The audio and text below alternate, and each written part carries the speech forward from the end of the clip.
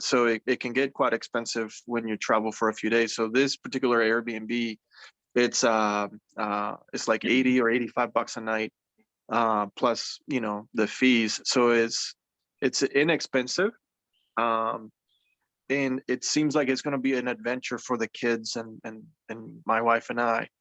So we'll see how it goes. They'll love it. Awesome. They'll love it.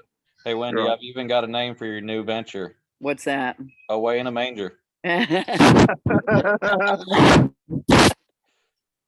awesome. That would be a great idea.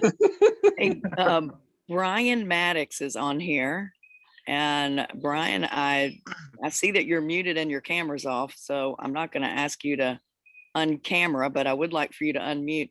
Can you give us a quick little update on what? Look, he's smiling. I knew you'd do this to me. Can you give us an update of what's going on in the conventional world?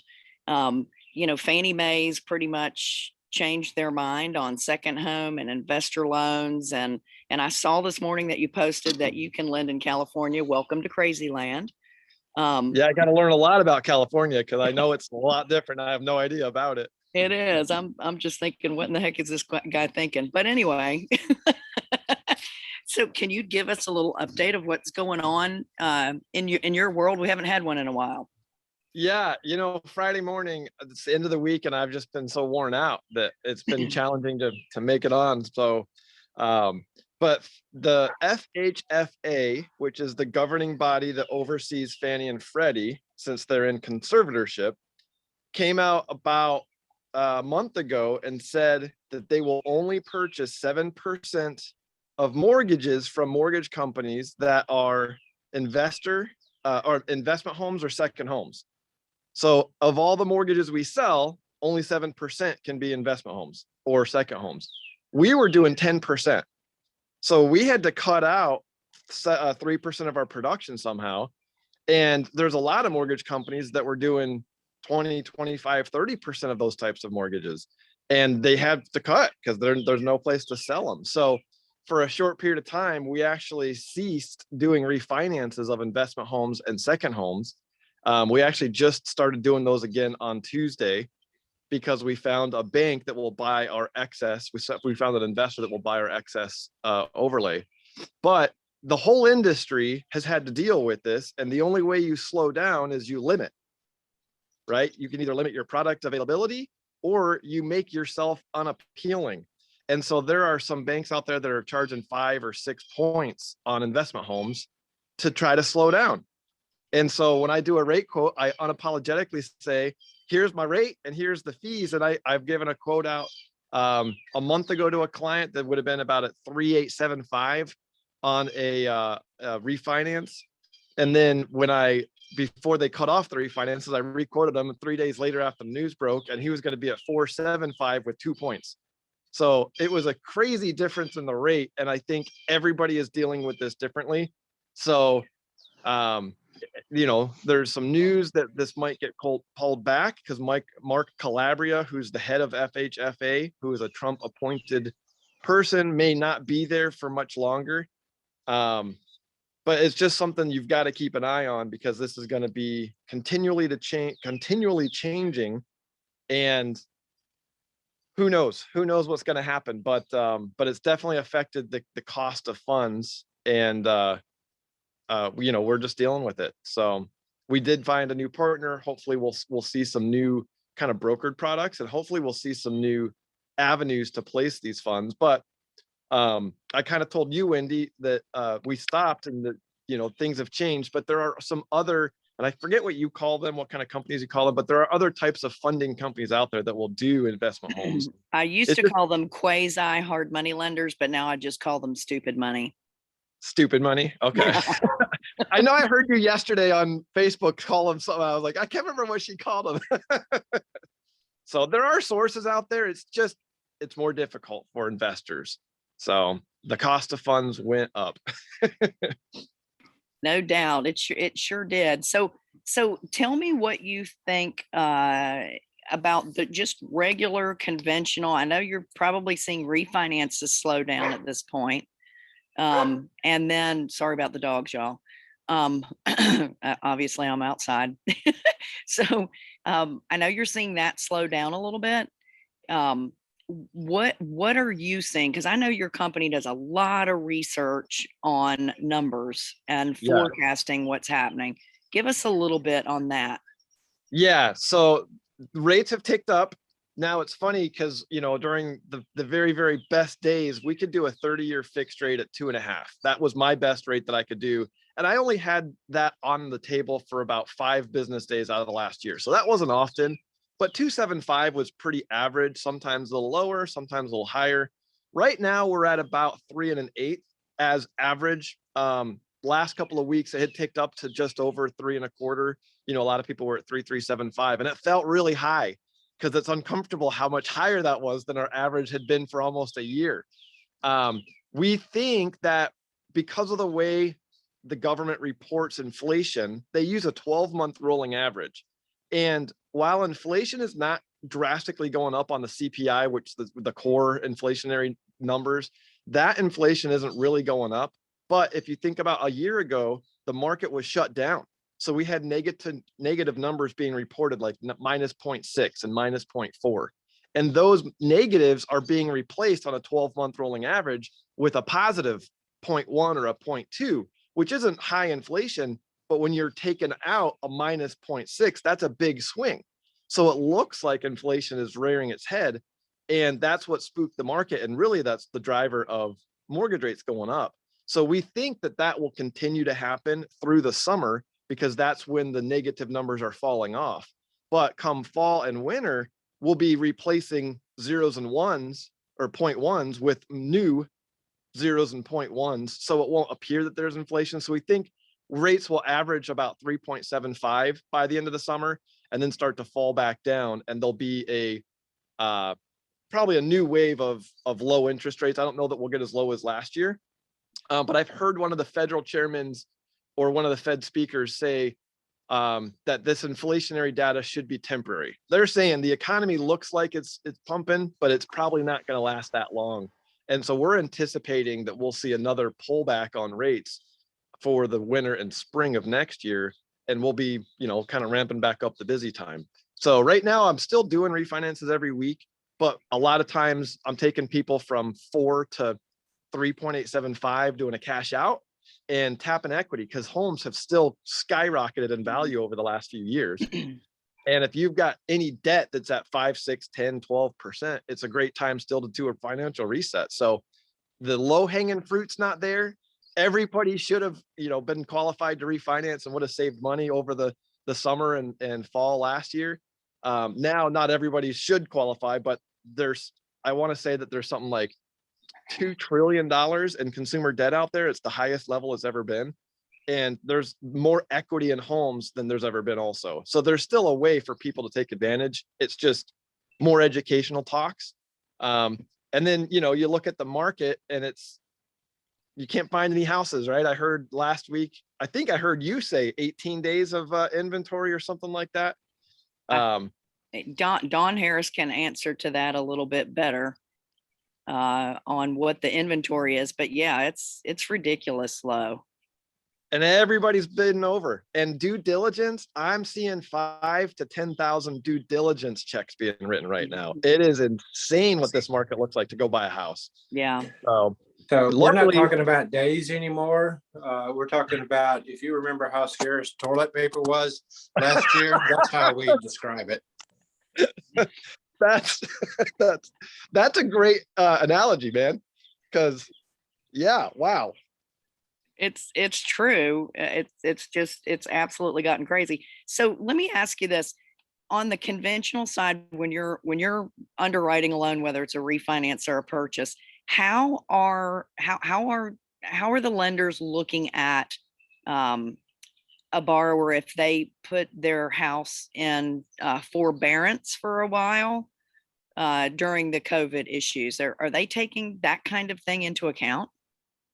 Yeah, we have to, on every loan, every refinance we do, we have to ensure the last 12 payments are made on time. We actually have to pull a report if it's not apparent. You know, sometimes lenders, they don't update every month. Sometimes it's every other month, or just depending on when you pull credit, you can't see from credit that they've made a payment. We have to go pull proof of the last couple of months payments if it's not on credit.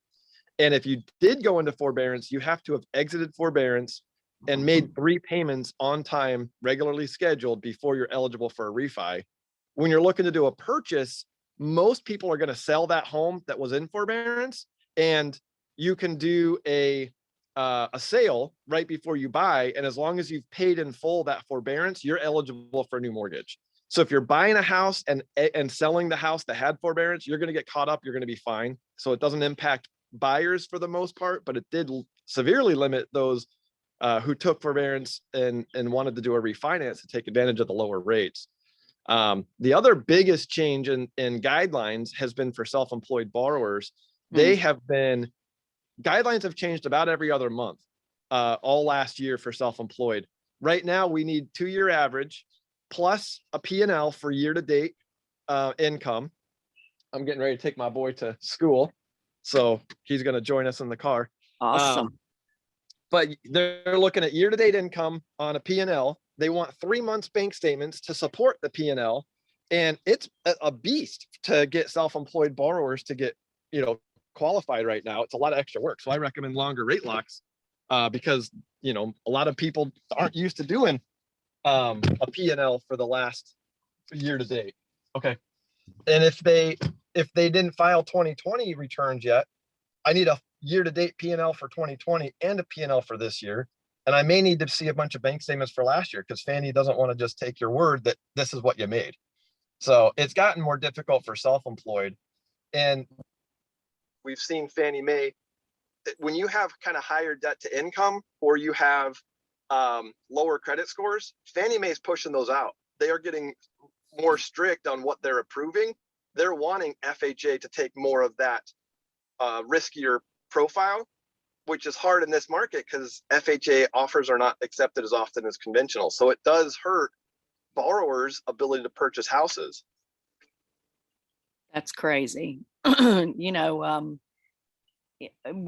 got houses on the market, excuse me, and I've listed right in the listing that we won't even look at FHA financing. You don't have to. Yeah. So, It's just ridiculous. How much cash is out there too to purchase a home with. That's what's blowing my mind. And it's not, just the little inexpensive houses that we're selling, and I'm sure Don, you can probably speak to this. And Jen, I'm amazed at how many people are paying $400,000, $500,000, $600,000 for cash for houses. It's just, where's all the money coming from? I want some of that. It's just crazy.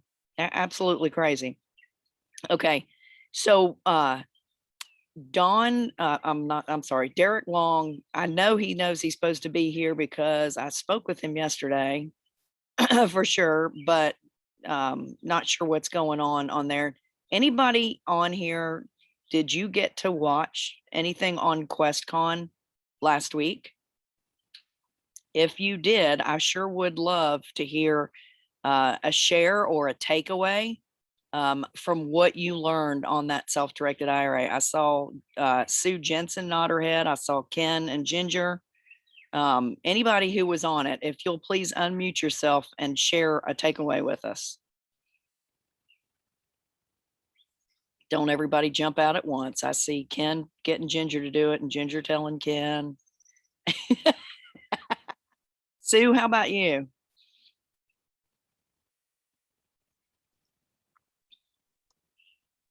Well, I watched everything. It was awesome. The whole conference was incredible. For 2 days, just speaker after speaker, panel after panel, and I was just very impressed with the caliber of private lenders and attorneys and note holders that were sharing their wisdom. It was just really, really good. I'm trying to think of something specific. I know the last panel with the attorneys was pretty impressive. There was Quincy, John Heyer, and Jeff Watson. That's They- always fun when those three get together. Yeah, it is. It's hilarious, really, because they banter with each other. They don't always agree on everything, but I think that it was very cool to even hear that not everybody agrees on what we should be doing, what we can be doing, what we need to watch out with what we're doing. But it was very good to hear a plethora of these brains that were just pretty impressive share their wisdom over the years, how they failed, when they failed, how they got taken advantage of, how to avoid that. It was just really impressive. I can't think of anything specific, but maybe if Ken and Ginger, you want to start, maybe I'll think of something and jump in. You know, concerning Heyer and Watson and Quincy, I think that if they were all pushed or put to the really hard question, it comes down to their conservativeness or risk tolerance. So I think it's a gray area with which way they're going to go, not from the law perspective, but from where I mean, Quincy's very passive and more on the conservative side, whereas Heyer is going to be more aggressive. But still, they don't cross the law line. It's what your perception is. I think more generally, it's just no matter how much you know, it will help fine tune what you think you knew and what you didn't really know. And that's why it's so important to infuse yourself into these things. I personally would rather be face-to-face though. The Zoom is great, but I want to get back to just face-to-face on these things because you just don't get the connection. Agree. I would like to put a question to people because I have had more people say what I don't think is correct. And I wasn't able to ask the question on QuestCon, but I know Derek or Nathan would know the answer. But here is the question when it comes to self-directed IRAs. I'm going to see, I bet 50% of the people on this call would get it wrong. And I'm hoping I'm wrong because I think I'm right. So can I ask a question, Wendy? Absolutely. So this is self-directed traditional and Roth IRAs relative to converting to a traditional or Roth 401k. Now, my understanding is you can go from a 401k to an IRA, but you can't go back. So if you have a traditional IRA or Roth IRA, you cannot convert it to a 401k. Now, there's going to be people say, well, I've done it. But what they did was they took a 401k and converted it to a SEP or something like that. Specifically, what my question is, can you go from a traditional to a 401k or can you not? My understanding is you cannot, but I've had multiple people say just in the last few weeks that you can. And once you've done that 401k to a traditional, you can't go back, is what my understanding is. Does anybody know? So I know for a fact that you cannot, once you convert any retirement funds to Roth IRA, you cannot convert that Roth IRA even to a Roth 401k. I do not know about the traditional, but I have heard a lot of people talk about converting a traditional IRA to a solo 401k, but I don't know if that's technically correct or not. Anyone else on the call have experience with converting a traditional into a Roth, into a 401k?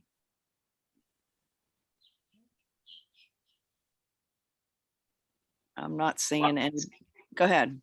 My banker experience, I've only helped people roll old 401ks into their new 401k. I've never did an IRA.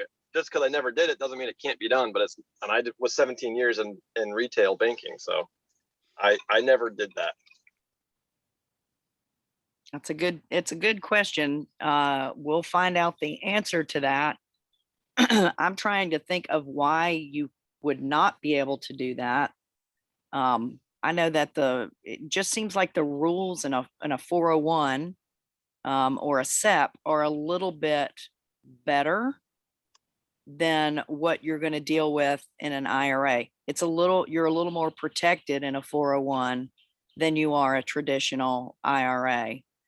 Well, the big thing about a 401k is if you screw up, no matter how innocent you may be, and you make a prohibitive transaction, you've blown up and you have 10 assets in your IRA, you just blew it all up by screwing up one transaction. In Right. a 401k, they each stand on their own, from Right. what I know. And you That's correct. I'll right? expand on that just a little bit more if I can, please. Okay. First of all, a very good resource to get your question answered definitively would be the company that I use for my solo K, and that's mysolo401k.com. I put it in the chat box. They would be able to answer that question definitively. And yeah, the 401ks have a lot of advantages from tax standpoint, like what you just said. If you make a mistake, you're not blowing up even the asset itself. You're only blowing up the value of the mistake that you made, versus blowing the entirety of all assets inside that IRA if you make the mistake in the IRA. One downside that I have discovered with 401ks though, while it is possible to have a self-employed, self-directed 401k with employees, you have to have, through what's called a safe harbor, you have to have bonds if you want to have assets, non-traditional assets inside of that account once you start hiring employees and can make that conversion to safe harbor, that cover the value of those non-traditional investments, such as real estate or gold or whatever. So that's something to be aware of. There is some flexibility there, but you have to have some additional protections, and mysolo401k.com would be a very good resource if you want to learn more about that. And maybe Wendy, you might be able to get somebody from either them or another similar company to come on and talk about 401k specifically. Well, if Derek Long was on here, he could speak about it specifically. That was kind of the point. But what's really cool is that we have so much knowledge right here on the screen that we can figure this one out. So it looks like Laurie wants to say something. Yeah. Hi, Wendy and everybody. I'm looking at Dorsey Bodiford's solo 401k book. And I was just trying to look real quick. There's a few paragraphs that I found here on rollovers and conversions. And she says about rolling over other 401ks. And then she says a traditional IRA can roll over into a solo 401k or a Roth solo 401k account after paying the taxes to do so. We'll discuss more on this in the next chapter, the Roth component. While y'all are talking, I'm just going to skim through this real quick, but I just wanted to say that in her book, she says you can. That's pretty interesting. And she's a smart chickadee. If you haven't been to any of her and Dyke's classes, she is, that girl's got a serious brain on her. They're pretty available by phone too. I've talked to Dorsey before, and this book was like, I don't know, $20 or something. Awesome. What's the name of that book again? It's a real fancy title, The Solo 401k. And the primary author is Dyke Bodiford. Interesting, but everybody calls it Dorsey's book. So Gotcha. So Dykes is the Yep. author on that one. Dykes, Dorsey, and John Heyer. Gotcha. Well, Wow. there's three incredible brains right there that all agree on that. So I think you probably have your answer, Ken. What do you think? I think we would. Hey, And I think that it's available on Dykes's website too. What is it? Assets 101. Awesome. Awesome. This book is an absolute must read if you're going to be doing self-directed, especially the 401ks. I've not completely got through it, but even with all the research I did prior to open up my solo 401k,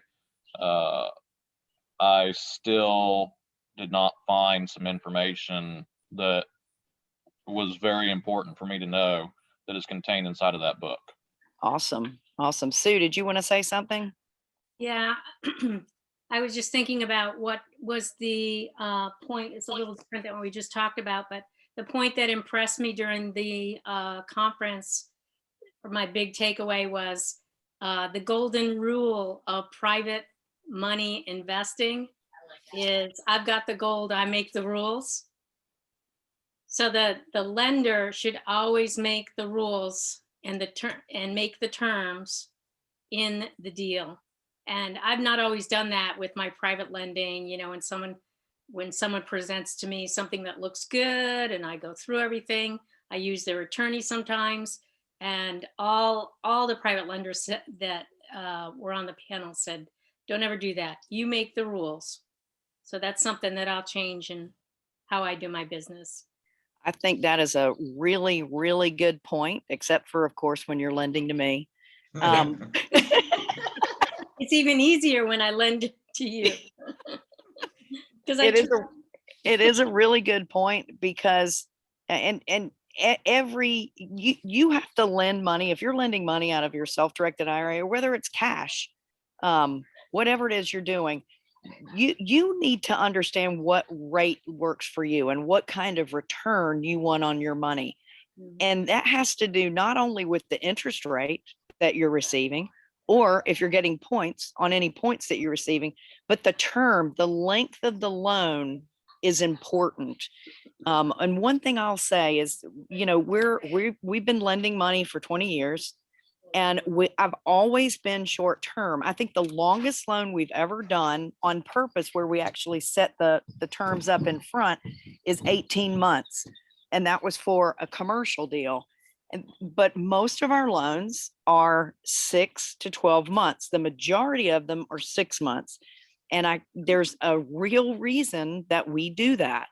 It's because we want to be agile when the market changes. We want to make sure that rates drop, rates raise, economy sinks, economy goes up.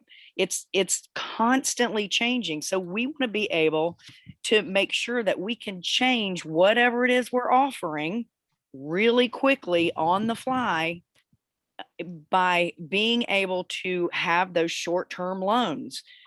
We can certainly change. If you're in a long-term loan, you're stuck in that term and that rate for a long time. Now,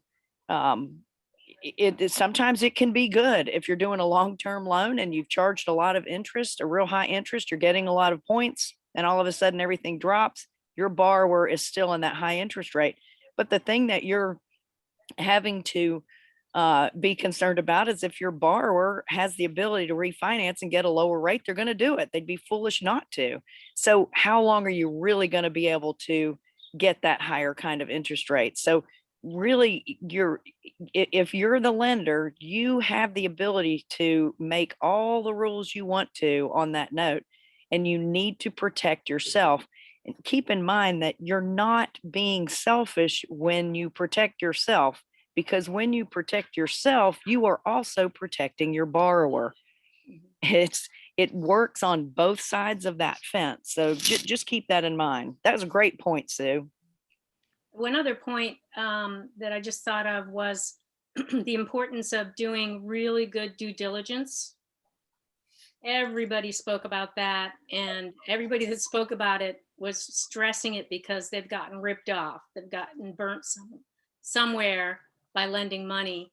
And they, they were saying that it might take you 2 decades to save up the money you're about to lend. And then you take 10 minutes to do your due diligence. And that's just so backwards to protect your hard-earned money by doing extreme due diligence before you lend it out. That's also, there we go. Now I can talk. That's also a really great point. You know, I've mentioned too, I've been lending money for 20 years and we do incredible due diligence, and I still have to take houses back. So, you know, don't do what Sue was talking about. Don't take 10 minutes to do the due diligence. And not only do you need to do the due diligence on the borrower, but you also need to do the due diligence on the property. That's really, really important. You have to look at everything as if I have to take it back tomorrow. How quickly can I get rid of this and get my money working again? That needs to be the number one thought in your head. Good point, Sue. Mm-hmm. Anybody else watch QuestCon that they want to share maybe something that they've learned? Hey, Wendy, you cut out there a little bit when you started to talk, right at the Well, start of what your last response was. shoot. I even forgot what I said now. It was really good. I think she said she'd lend to everybody at 2% and no points. Yeah, that's exactly what I said. Pick a number and stand in line. I was talking about the importance of not only doing due diligence on the borrower, but you also have to do the due diligence on the property and look at it as if you have to take it back tomorrow. How quickly Yeah, we caught that part. It was the beginning part. You Oh, said, we've been lending for a long time, and oh, well, that's when I started telling all my secrets, and maybe God just didn't want me to share it. well, what a convenient time to mute. No, I said I've been doing loans for 20 years. We do some pretty deep due diligence and we still have to take houses back. It still occurs. Wow. So it's really important to do as much due diligence as possible. And even when you do that due diligence, make sure your terms are going to be something that you can live with if that deal goes bad. You've got to use good documentation. You've got to stay on top of people. Don't drag your feet in beginning a foreclosure process. A lot of times a little letter from an attorney will get people to start making their payments. Sometimes it's that easy. So just make sure everything's in place. Ken and Ginger, I see you are unmuted. Yeah, so here's what I think is a huge valuable piece of information that I'm pretty sure somebody will take action on. And I think we were on a call with Quest directly and we found out about this, but I haven't talked to anyone who knew about it. So when you've got a traditional vehicle and you know the value of converting it to a Roth, but you just don't want to take that tax hit, this is an opportunity for you. So you can only do it once. You can take up to $8,200 from a traditional IRA, move it into an HSA with no tax implication. And Ginger did that with her traditional just a few weeks ago. Yeah, if you're over 50, I think, and it goes from 7,200 to 8,200. Wow. But no tax implication. It gets you to have an HSA, provided you're, high deductible person, and you're able to shelter that money. So effectively, you got the tax deduction going into the traditional whenever you did it, and now you're going to get no tax implication going into the HSA from a traditional. The important thing to remember too about an HSA is, and if you hear girls laughing in the background, I apologize. My cousins are now up, so we're in trouble now. but on an HSA, and we're talking about a health savings account, in case you don't know what we're talking about, you have so many other things you can spend that money on than what you can do in any kind of an IRA. situation. The other thing I love about the HSA is you don't have to spend it in that year. You can save receipts for years before you go back and use your HSA to pay for that kind of thing. It's pretty cool. Anybody here have an HSA? I have an Yes. HSA that I'm interested in beefing up. Is that 8,200 conversion? That doesn't count towards your yearly contribution allowable, right? I think from what I understand that if you roll it over into that 8,200 into an HSA, it has, number one, nothing to do with a self-directed, just a traditional IRA or 401k. It doesn't have anything to do with those with those deposits that you're allowed to put into. Am I correct on that? No, I mean, the HSA, you're only allowed to put in so much per year. Correct. So this rollover from your IRA is on top of that? Not when you start. So That's much going to per- be your limit for that year. Yeah, Can you this add to an was, existing HSA? Ginger was starting from scratch, so it's not like she already had an Oh, okay. HSA and you could do it. This is a one-time thing. But now I can use Okay. it to grow, to invest and grow it. Right. Yeah, John Heyer has always said the very first thing you should do is do an HSA before you do a solo 401k or an IRA or anything. Do an HSA because it's triple tax free forever. That's pretty cool. You can't argue with that. I'm telling you, before next Friday, I'm going to roll over $8,200 into an HSA. Thank you for that encouragement and that knowledge. I'm definitely going to do that. I heard you say that last week, and it was on the end of my mind, the very end, and now I'm putting it in the middle, so it might actually do something. Working its way up. That's good. Yeah, go ahead, Brian. Go ahead, Brian. I just said it's working its way up into your mind. That's good. That's right. That's right. James Stafford wants to say something, I think. Hello, everybody. Ken, so that's just a one-time thing and you can't do it annually? No. Okay. Good question. Anybody else have anything they'd like to add on anything to do with IRAs? Or doing an Airbnb in a barn? We got nothing. So folks, I want to first of all apologize that we didn't have Derek this morning. I'm going to try again to get him to join us again. I'm sure he'll feel bad and want to do that because he wasn't able to join us this morning. And we go over a lot, and you all know that I'm down at the beach. It's 8:23. It's a little bit early, but I'm going to say, if you'll allow me to join my girls, I would really appreciate that, because they're out there laughing and having fun and I'm not with them. So, Tom, can you close us in a prayer this morning? Absolutely. Gracious, eternal God, our Father in heaven, we thank you for this time that you have provided to us. We thank you that we are wise stewards and that we are looking at ways, Father, to raise families and to support missions and other great things that you have permitted us to do with the freedom of being individual investors.